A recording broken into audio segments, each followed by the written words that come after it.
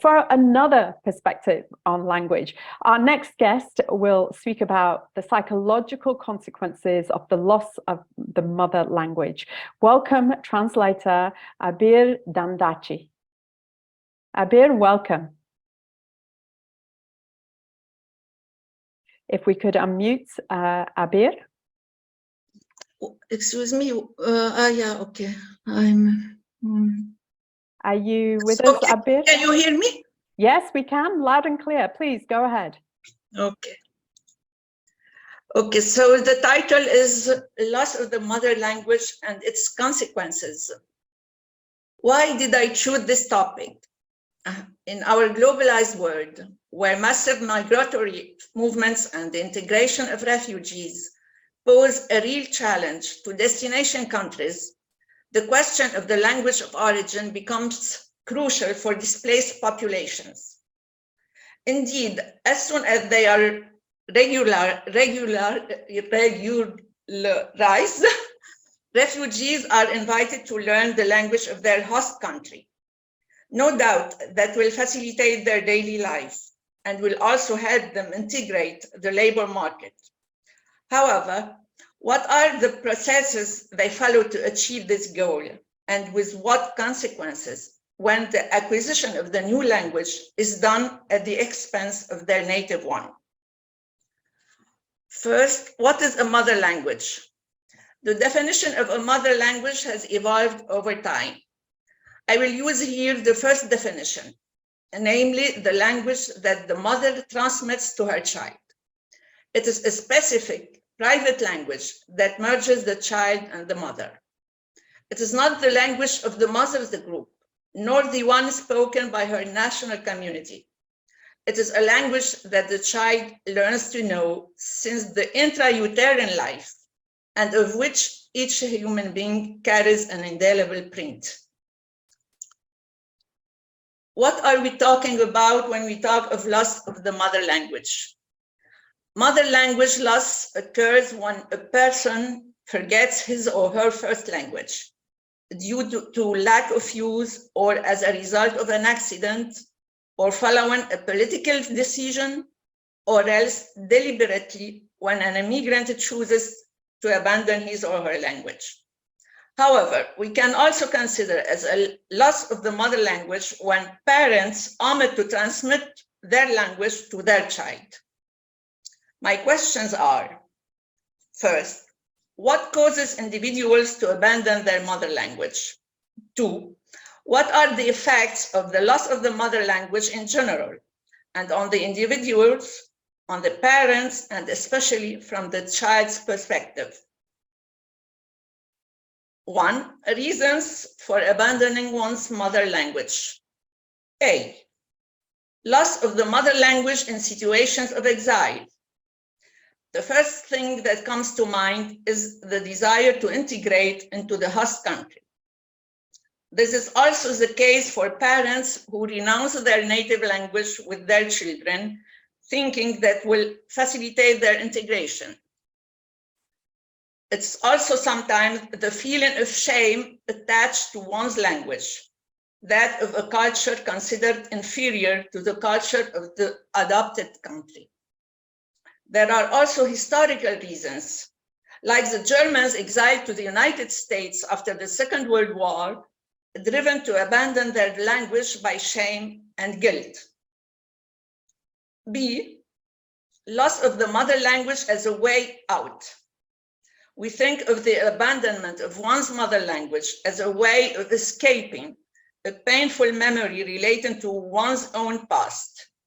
Here I remember the story of a young man who, in a fratricidal war, before massacring the inhabitants of an entire village, had raped women and young girls. Exiled and haunted by the guilt of his past, he tried to commit suicide, after which he no longer wanted to speak the language of his ancestors. The new language served as a rebirth for him. The same happened with the writer Aaron Appelfeld, a survivor of the Nazi camps with a tattered family memory. he abandoned German and Yiddish to become one of the great Hebrew language writers.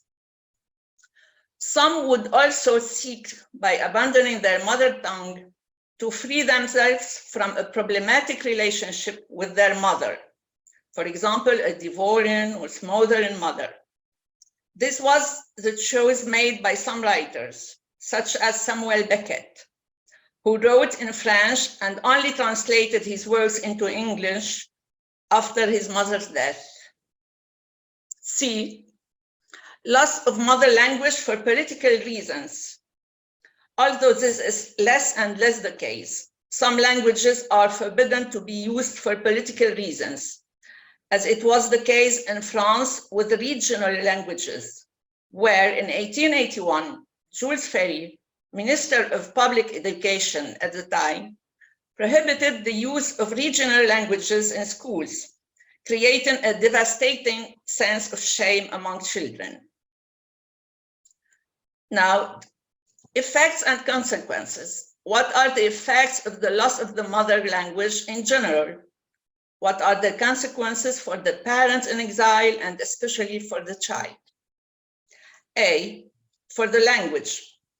A language that is no longer transmitted is, of course, condemned to disappear, and with it, a cultural treasure of which the language was the depository, along with the people who hold this culture. One cannot know the culture of a people well without knowing their language. I paraphrase here Freud to say that a language is the royal road to the unconscious of a people. A language that disappears is therefore a part, as it was said by Amina, that is a part of the heritage of humanity that is lost. B, for people in exile. Adults in exile who abandon their native language in favor of the language of the host country believe that they are giving themselves or their children a better chance of success. But it is also because they very often judge their own culture as inferior, and consequently, the adoption of the new language is adorned with prestige and pride. In doing so, a social distance is established from their compatriots, which may lead to social suicide, because language is what binds the members of a community together. At a deeper level, they cut themselves off from their memory, from their history, and also from their identity, of which the mother tongue is a pillar. Now, what are the effects on the child who grows up in a language different from that of their origins? There are two cases. When immigrant parents communicate with each other in their origins language, using the language of the host country with their child. Or, second case, when the language within the family is only the host country's one. The parents considering that will help the child to better blend into the host population. Let's take the example of Indian parents exiled in France, whose language of communication between them is Hindi, while they use French with their child. The child finds themselves excluded not only from the parental couple, but also from society as a whole, because he or she will find themselves in this in-between situation. He or she is not quite French, nor quite Indian. They will grow up with a feeling of cultural insecurity in a shaky social situation. His or her interactions in society then tend to be detached, as well as their relationship with their parents.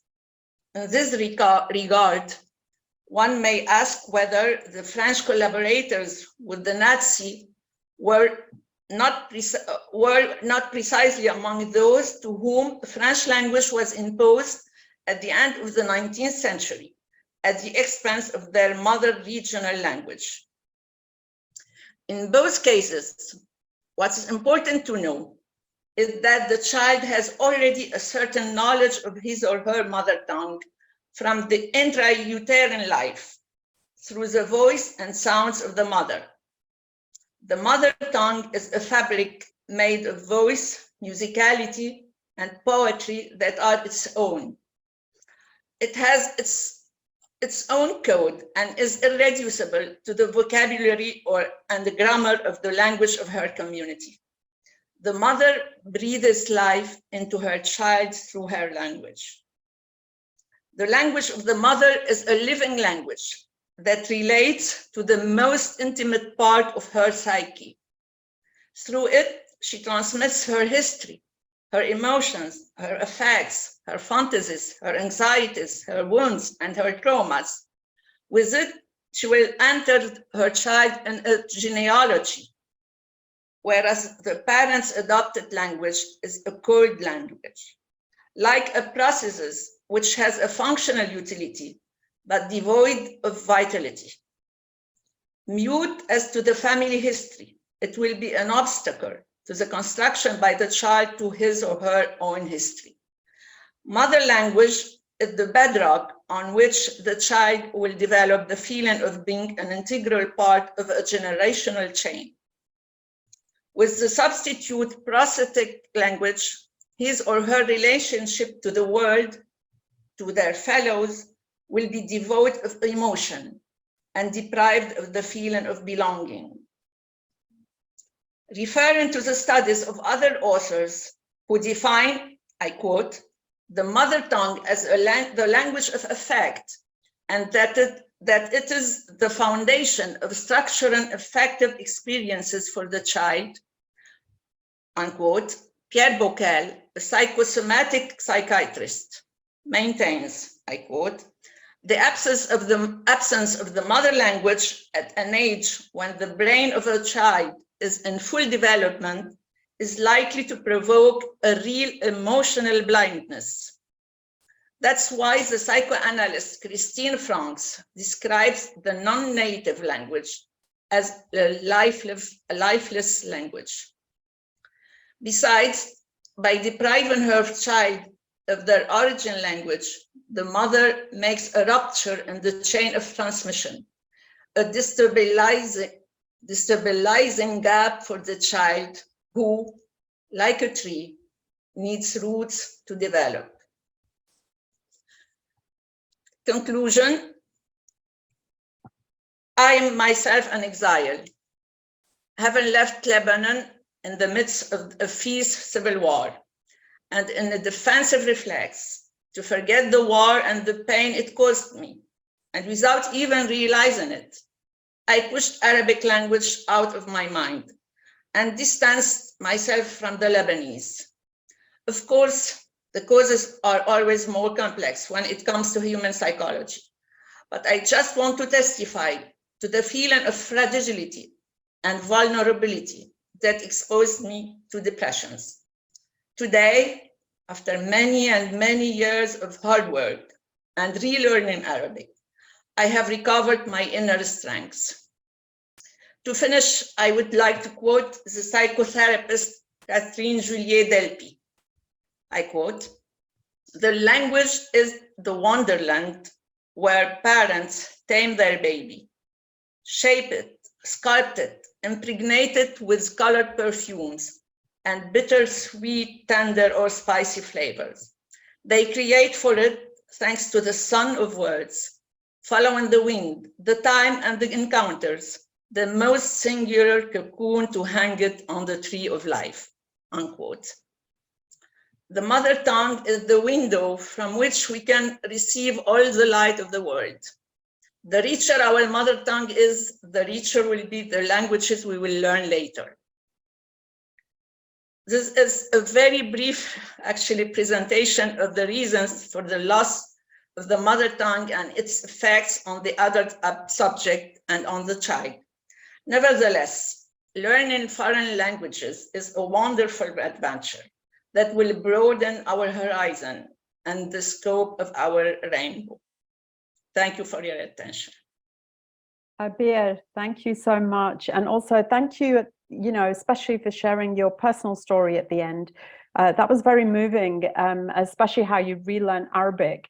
We're very grateful to you, not only for a thought-provoking presentation, but for sharing that as well. And also, LC is very proud to have you as a linguist, as it is very proud to have everyone who else collaborates with LC, to have them work with them. So thank you so much. Greatly appreciated. I'd like to notice, to precise that I'm a psychologist also. I'm a translator, interpreter, and psychologist. Well, let me add that. Interpreter, translator, and psychologist. Abir Dandachi, thank you so much. You're welcome.